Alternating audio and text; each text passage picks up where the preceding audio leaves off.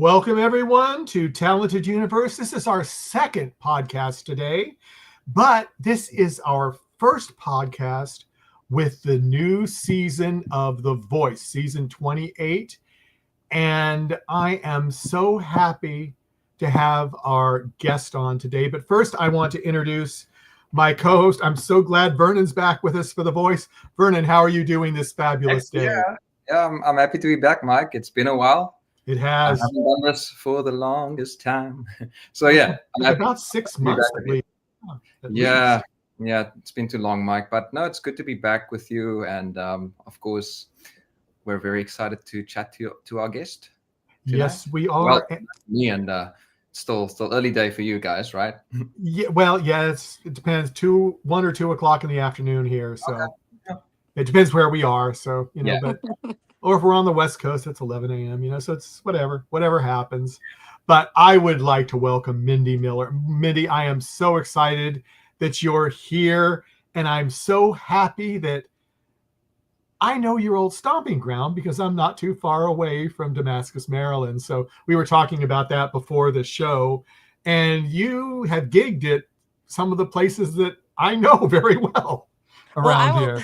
If there's places that would have country artists perform, I probably played there. And I'll ask. I'm going to go to the chat room. There's some people that are basically saying hi, and I just want to throw them up first, and then we'll go to their questions later after Vernon asked a couple of things. Sean Adam Williams says, "Hello, Mindy, Team Hello. Snoop." What's up, Sean? And then Elise Haggerty says, "Your hometown Damascus loves you, Mindy. So proud of our Mindy Moo." That is like OG nickname right there. If you know Mindy Moo, then we go back. Then you go back away. We go back. And then the Maximum. Hi, Mindy. You were 14 when you started gigging, and so I'll ask that rest of that question later. Great. But yeah, there's like cool. So I'm going to go ahead to Vernon and let him start, and then I'm going to sort out these questions. Just a note for the people in the chat room, to make my life semi-easy, because we've already got dozens of viewers on right now watching us live. Please limit your questions to Mindy, and please try not to talk among yourselves, or I get totally confused and mixed up, and I'm an old man. And I really would like to do the right thing and put the right questions up. So thank you in advance. Vernon, go ahead. House rules established. Mindy, absolutely. No, we are very happy to have you. And thanks, of course, for making the time. I can only imagine that you've been overwhelmed with the feedback and, hometown faithfuls, and, of course, just now people maybe seeing you for the first time. So how's the reaction been, and how's your reaction been to those reactions thus far? You said it absolutely correct, Vernon. It's overwhelming, and it's overwhelming in such a beautiful way. I feel loved and supported from every corner of the universe right now. It's truly incredible. And also hearing from people I haven't heard from in so long, and reconnecting with people, and the amount of messages I'm getting from folks saying how inspired they are. That means more to me than anything. That's the whole reason I play music. And especially with how long I've been doing it, I've learned about myself that music for me is a service. And I want my service to be for all the people to be inspired, to feel good, to do all the things music's supposed to do for us. So I'm overwhelmed with joy, with gratitude. And I knew that the premiere of this show would create a lot of, response, but I had no idea it would be like this. So I'm so happy. And you're getting to all of those comments and stuff. Like all of the different platforms, are you managing to just like check them all out and respond, because that can also be a thing, right? Like you want to, and but might be just a lot to juggle. Yes, I have been, I will say, and especially to anyone tuning in right now that have been interacting and commenting and sharing my posts, I see it all. And I am truly trying my best to keep up with responding or just acknowledging the people who are taking the time to put me on their social media platforms and text me or whatever it is. I see it and I love you so much and I'm so thankful and I'm truly gonna I have not had time Mm. to sit down and actually intentionally respond to everybody, but I see it and I feel the love and I'm so thankful. Yeah, and I totally get that. Like, especially when it's like a post that gets a bunch of comments. Obviously, it's going to be tough to, and it's gonna take a day by itself just to respond to everyone. But yeah, it's so cool that you just giving everyone a shout out and saying, okay, I'm seeing you. I appreciate you. So yeah, that's amazing. And yeah, just let's zoom out a bit and just go back to where it started for you, and maybe even before the music started, just like your your upbringing and what inspired you, and just a bit of those things. Awesome. And I learned this about myself through this process filming with the show is that when I start talking about my upbringing and my youth, it makes me really emotional because I had a really great upbringing, super incredible people in my life. My parents have been my rock and my support since the beginning, and then I've had I was so blessed and fortunate to have all my grandparents as a young person who equally helped me so much with learning who I am as a person and finding my identity with music. But I guess just to kind of go back and zoom out, I grew up in a really small town. Michael's familiar with it. It's in a very wonderful metropolitan kind of county outside of Washington, D.C. But my little town has remained the small little corner of my county. And we didn't have much going on growing up as far as like businesses and restaurants and things like that, but we had a really great community. And but I grew up in Little Damascus, Maryland, and three sisters who are my built-in best friends. And Nice. Awesome. yes, and I was the third of four girls. But everyone always thought I was the oldest sister, so I kind of got that Okay. Yeah, that yeah, yeah. that part Gotcha. of my that role. But anyhow, I grew up singing in church and singing at family events. My grandparents were phenomenal performers, and we would host great big parties. If anybody has been to one, they can just tell you they didn't do anything short of epic parties. And Oh, being performers and professional karaoke MCs, and I'm not talking about like a little TV in your living room. I'm talking yeah. about a tractor trailer full of equipment, great Whoa. big laser discs with music videos on the TVs around the bars and the venues. It was a really big production. But Man. we would throw these great parties and have professional musicians from the DC area come and hang out and sing with us too. And it was just such a great way to grow up. You know, the love of music started as early as I can remember. As early as I can remember, I was singing and playing an instrument, and that's the truth. Mm. Um, and then, I guess around my early teens, Damascus got a music venue called the Music Cafe, which was a little coffee shop. And as soon as that place opened, I was busting the doors down and showing up and singing at open mic nights. And then eventually building up enough material to handle a 3-hour show by myself and performing Okay. there and really laid down my roots there. And then it kind of grew and I haven't stopped since. Had some ups and downs along the way, like we all do. Yeah, of course. Some setbacks throughout. But one thing that has remained, and I don't see how it couldn't always, is my love for music, my passion for performance, and connecting with people. I mean, that's, like I mentioned earlier, that's why I do this. The connection, the Mm. human connection is so important to me. And what music does, it's such a healer. It heals. And now more than ever, I feel a huge responsibility to keep singing and inspiring and keeping the human connection, keeping everyone holding hands. That's my goal. Absolutely, that's amazing. Agreed. That's like of course everyone has their own flavor, right? They and preferences in terms of this might not be everyone's cup of tea, the thing that you're doing, but I mean it's hard to argue that music is not one of those things that at least gets people to listen and just sit back and maybe bring them closer together rather than focus in on a bunch of unnecessary things maybe. Absolutely. So that's very cool. And just to touch on what you said now, I feel this very strongly, and I think that people who have that kind of background, like having some struggles or whatever it might be, and having built character through that, I think that makes a great musician, just for the fact that it makes you more relatable, because you actually know how other people are feeling out there, because everyone's got that thing, right? And I that's just kind of my summation of what I got from what you said now, and that's so cool. Thank you so much. Yeah, I think it's the healing power of music is just, it never ceases to amaze me. Yeah. Awesome. Yeah, let me go. I got a couple of questions in the chat room.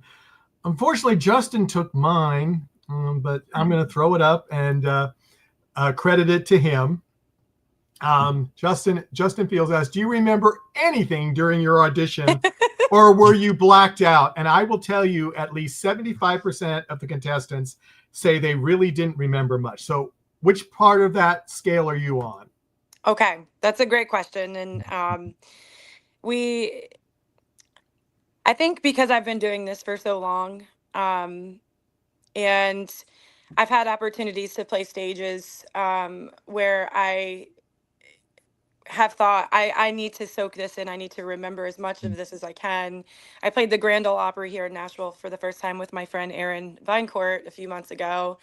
And there was a really good friend of mine there also who's in the house band for the Opry that said, don't let your nerves take this from you. Don't let this rob your opportunity of this experience. He said to me, take a deep breath, look around the room and experience it. Yeah. And I carried that with me to the blind audition.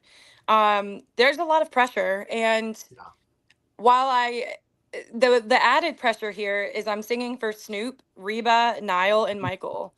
Like, that's so much pressure, let alone wanting to win and turn a chair. But I was standing side stage before they called my name to go up and perform. And I reminded myself of what my friend Garrett told me before the Opry. And I said, I'm going to just take every opportunity to soak every moment in and not black out. So trying not to make this too long of a story for you. Oh, no, we like long stories. Go right ahead. Good. I'm a storyteller. Be careful with what you wish for.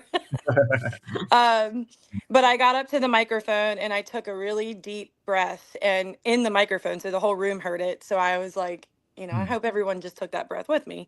But I took a really deep breath. I looked around. I looked at the audience. I looked at this stage I'm standing on, this dream of a stage I'm standing on. And I waited. My song kicks off and I start singing. And if you watch the blind audition, you saw Snoop almost immediately hit his button. Oh, well, yeah. But I really enjoyed, in one way, that when they showed that he had blocked Reba, and I went, ooh, I went, woo. Well, so getting to that, so I started singing, and as soon as Snoop turned his chair, I needed one chair. That's all I needed. That's all you needed. Yeah, that's all you needed. So as soon as he turned that chair, I'm like, I have 90 seconds on this stage. I am going to get this audience going because I'm a performer. And you did. And you did. You were clapping and having a good time. I mean, it was great. I enjoyed it. And I'm sitting at home. I just said, come on, and everybody got up on their feet and we had a really great time. Now, I will say, after Reba hit her button, I do think the blackout started sneaking in a little bit because I'm in awe. I'm shocked. And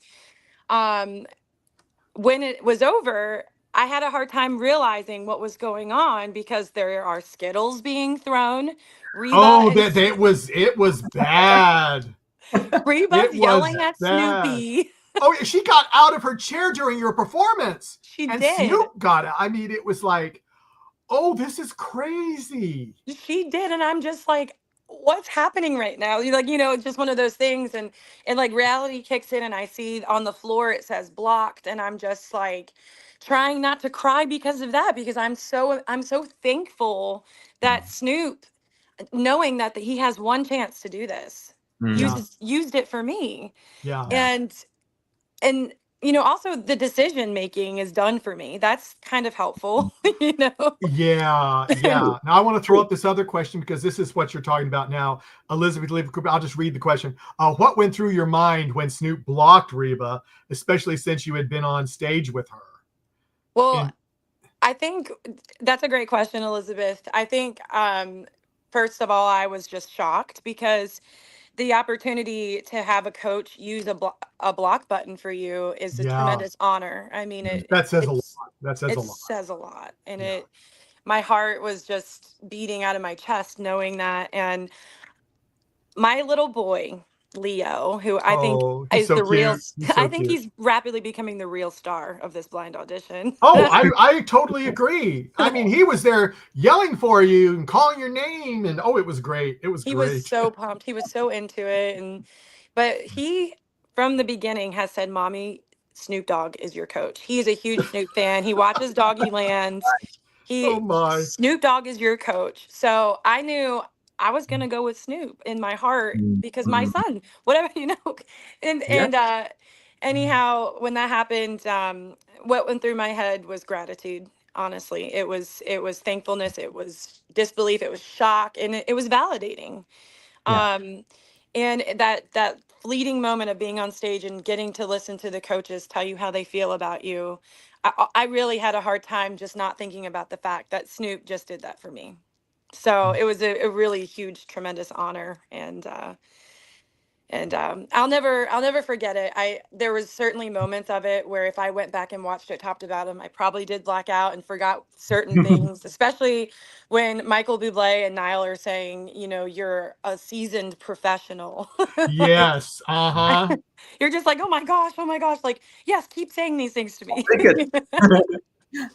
Yeah, I mean, these coaches are really interacting with each other a lot, and it was, and I can see why. I have a feeling you were glad that Reba got blocked, because you didn't have to choose.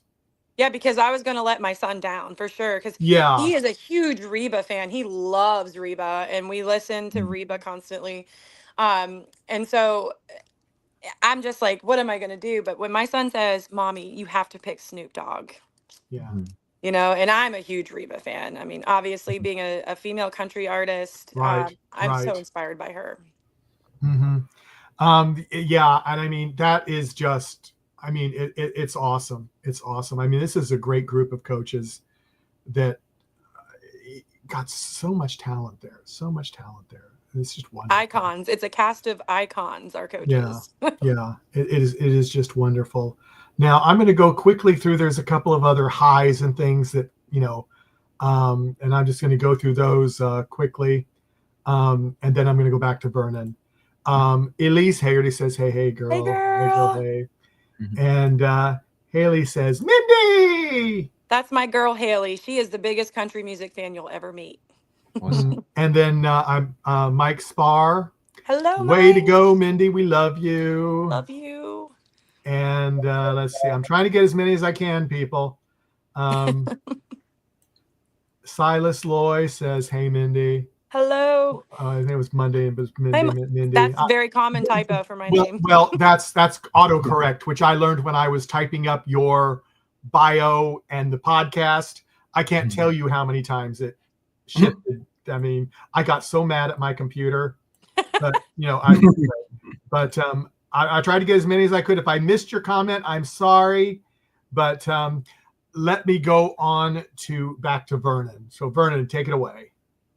Yeah, like you said just now, that validation you got from them recognizing that you've been doing it a long time, just by the way you carried yourself into the performance, and in the duration of the performance. You said that really meant a lot to you. And do you feel like that is almost like a full circle moment, just saying, okay, I've done a lot, and this is maybe the next level for me? Or how did you receive it otherwise?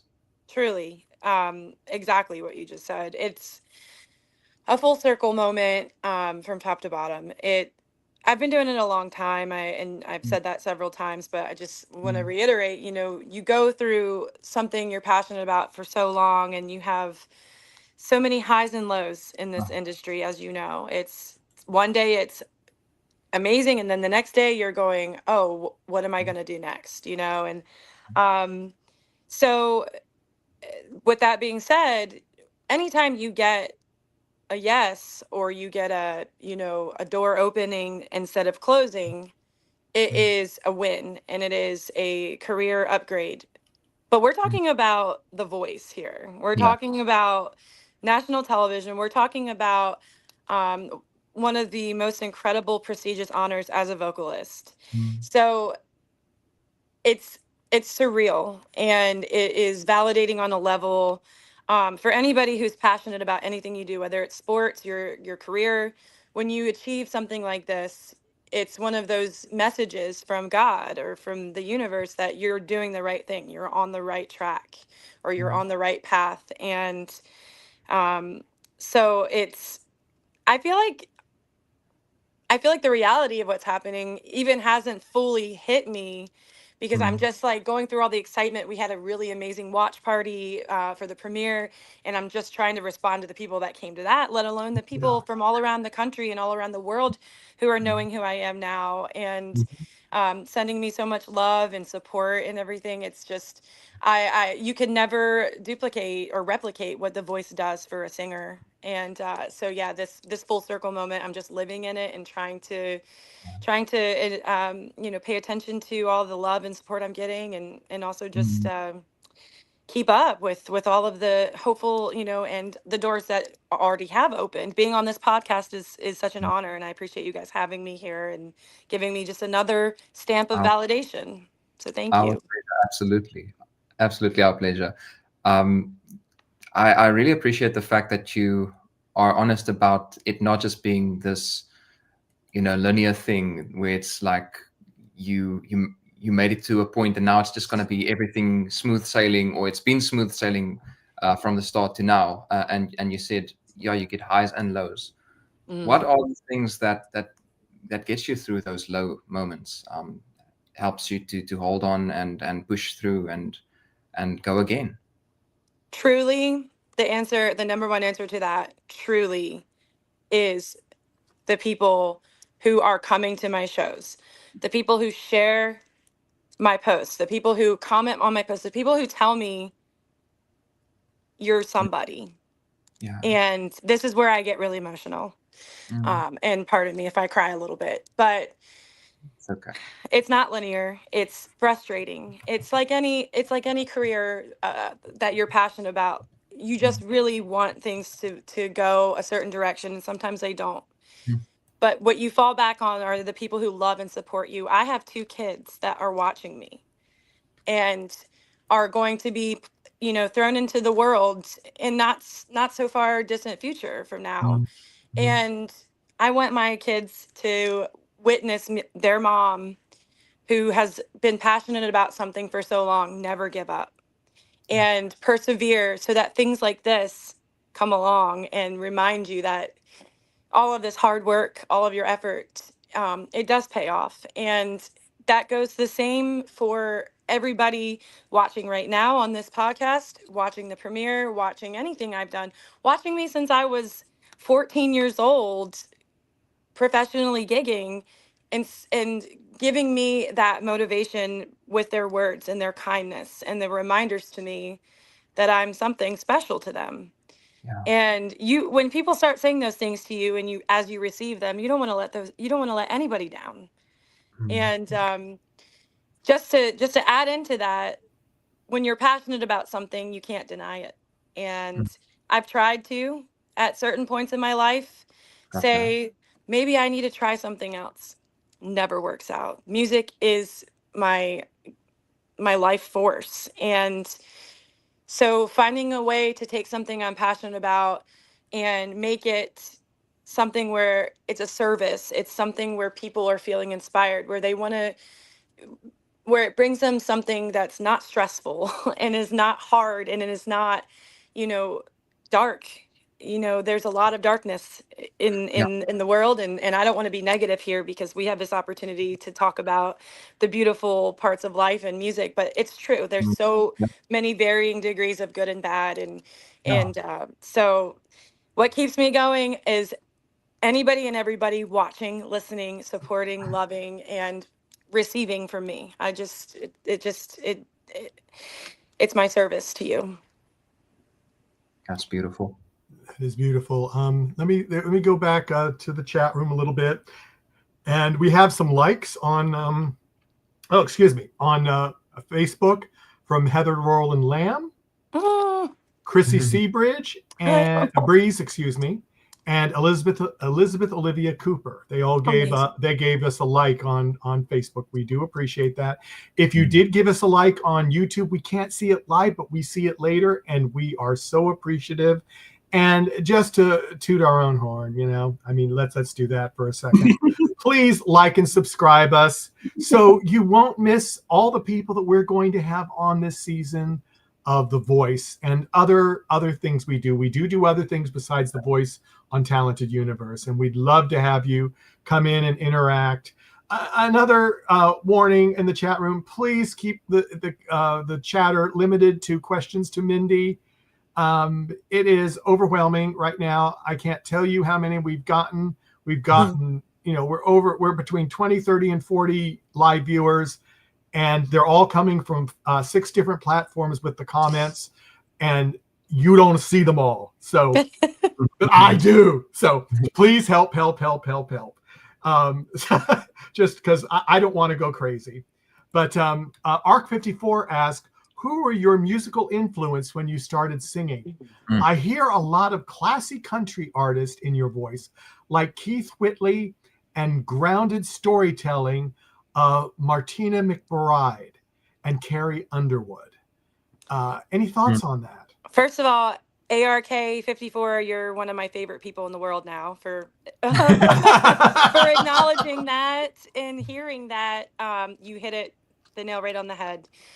I grew up listening to country music and bluegrass music as well. And one of my favorite voices of all time is the great Keith Whitley. And so I will say the earliest memory of being inspired by an artist, buying all the CDs, hanging the posters on the walls. First was Patsy Cline. And then came LeAnn Rimes right there with it. When LeAnn Rimes released Blue, I had it on tape cassette. I guess I'm aging myself, but that's okay. I'm proud of my age. Those were the days.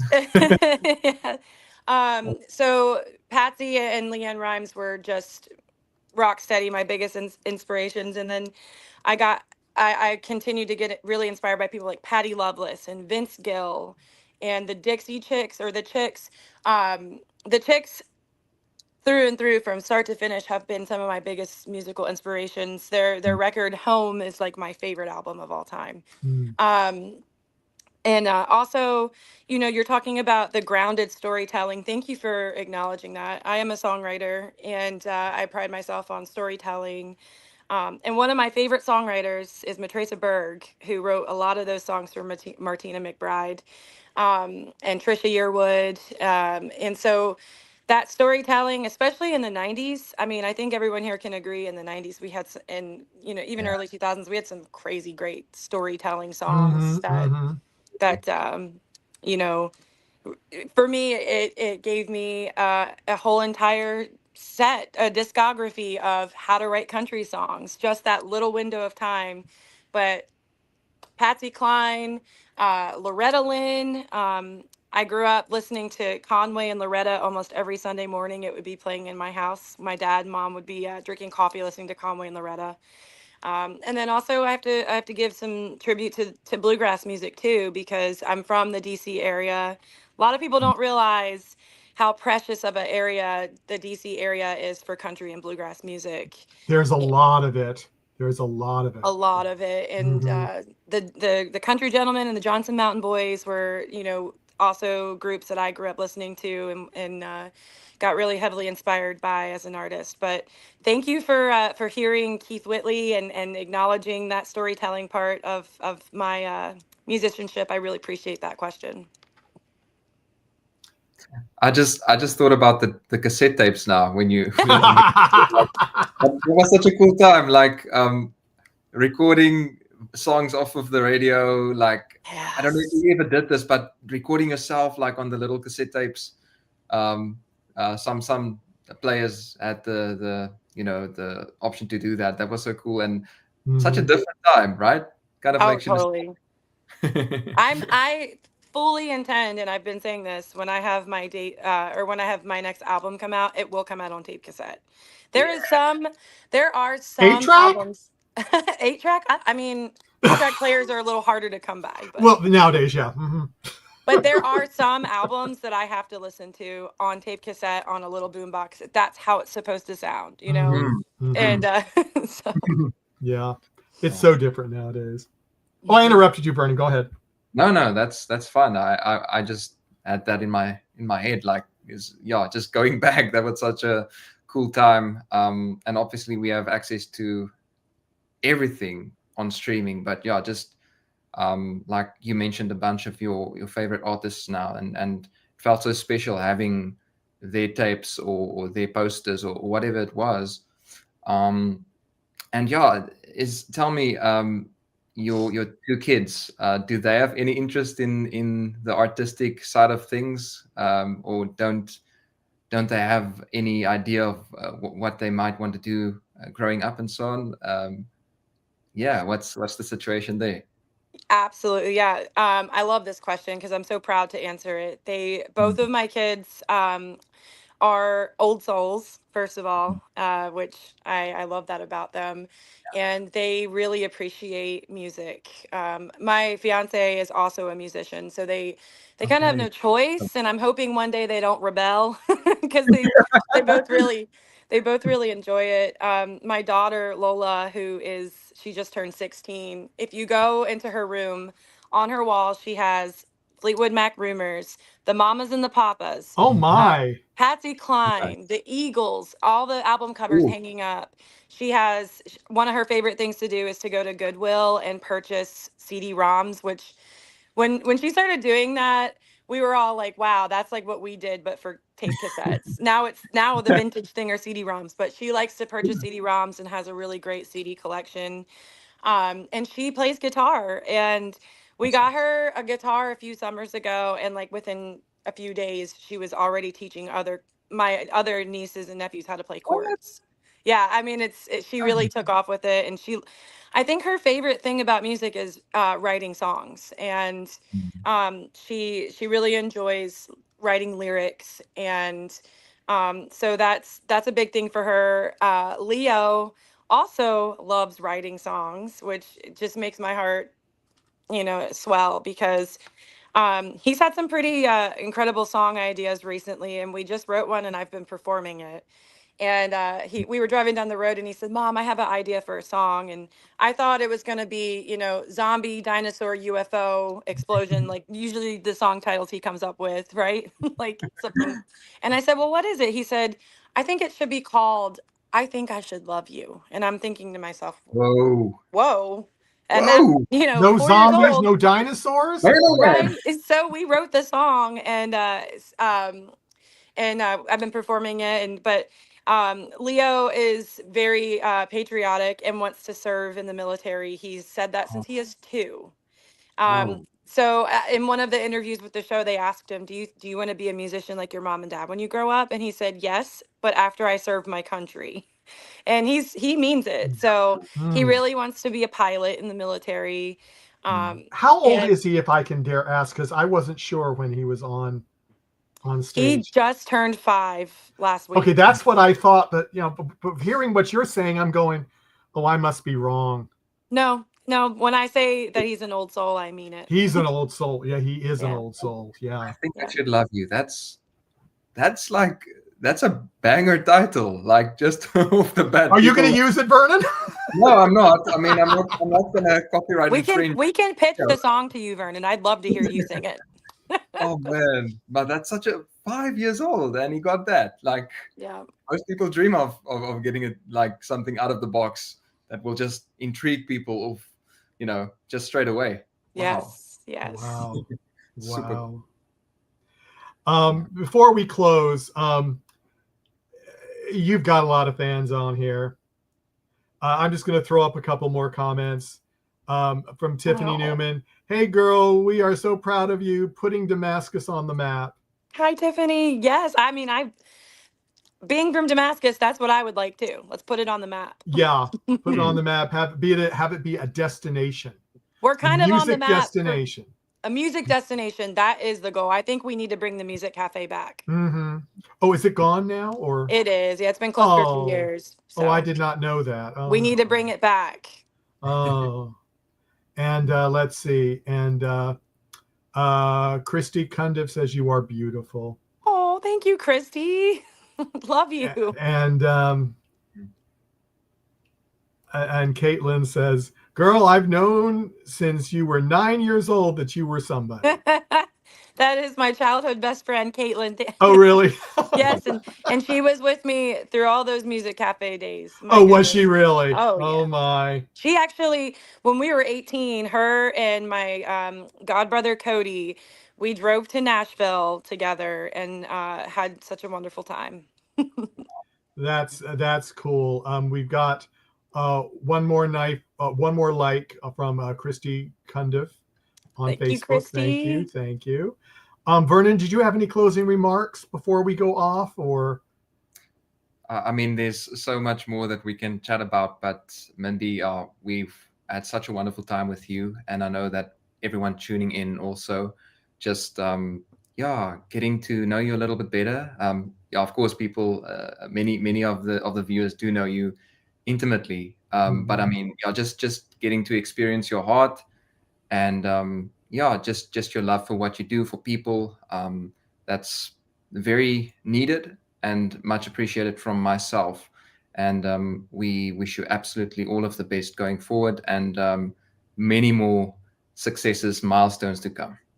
Thank you so much, Vernon. And I just popped up the comments and saw a bunch of them too. And yeah, there's a bunch. Just go ahead and look at them before you go off the air. Yeah. But as I said, if I showed them all, we'd be on here for another 20 or 30 minutes, and I didn't want to keep you any longer. We would much rather you come back after your journey is progressing more, or after it's over with. We would love to have you back. I would love to come back. Can I say one more thing before we sign off? Absolutely. That was my last thing I was going to say. If you have any announcements or comments or whatever, this is your time now. Oh, okay. Well, then I might touch on a couple things really fast. But no problem. This is your time now. Well, I hope anyone who didn't get to watch this live, when you're tuning back in, I just want to send out the most sincere thank you to everybody, because I can't comment back to all of these comments in real time. I have to go through and say thank you individually. But thank you so much for continuing this beautiful journey I've been on, and your support. And I'm not going to cry hard. I'm crying a little bit. We're not going to cry hard because it's hard to talk. But the battles are next. So yes. I'm so proud that I get to be a part of it, and y'all just keep the noise flowing and the energy up, and the love, and love your neighbor. And a silly little thing I want to say about Vernon really quick, because Vernon, your voice, I know you're from South Africa. And by the way, a contestant on The Voice South Africa, which is super cool. But your accent and your voice, you sound like Niall. Yes, he does. When you start talking, I'm like, wait, that voice. But I'll take it. But yeah, I'm really thankful for you guys having me and giving me another platform to share with the world who I am. That's all I want to do. I want to continue telling everybody about who I am, and inspiring you. I have a special mission, especially for young women who are finding who they are as people, and especially ones who might not, get as much of a platform. Keep going and don't give up. Don't give up, and no matter what you look like, where you're from, what any of those things, never let that limit you. Never put yourself in a box. Keep growing, keep exploding, never silence yourself. Keep going. Beautiful. That's all I want to say. I'm just thank you so much. And I just want to say before we go off, we do have another voice contestant coming on at 7 p.m. Eastern, 4 p.m. Pacific. It will be Jack Austin. Oh my goodness. I love Jack. Yeah, so we're very happy that he's going to be with us today. And Mindy, thank you so much for coming. Thank you so for much. having me. And really, we really want you to come back. We really want you to come back. So I'll be here. Okay, so on behalf of NDB Media and Talented Universe, everyone, hopefully I'll see you all at 7 p.m. tonight, and and all the other stuff. So take care. We'll see you next time. Bye-bye. Bye. Thanks, guys.